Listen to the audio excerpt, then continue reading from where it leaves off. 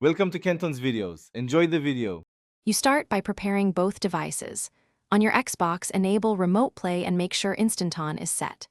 On your laptop, install the Xbox app, then sign into the same Microsoft account. This links devices. Once done, place both devices on the same network, prefer 5 GHz Wi-Fi or, even better, wired Ethernet. You do this because bandwidth and latency determine stream quality. Lower latency yields smoother input and video. Now move directly to connecting the controller and initiating the stream. You next connect your controller to the laptop. Use USB-C for 0 pairing steps or Bluetooth if you prefer wireless.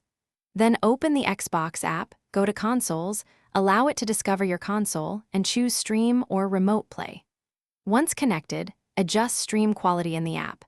Pick 720p for unstable networks, 1080p for robust connections. Also make sure VSync and HDR settings on the console match what your laptop display supports, because mismatches can create color or latency issues. You are ready to finalize.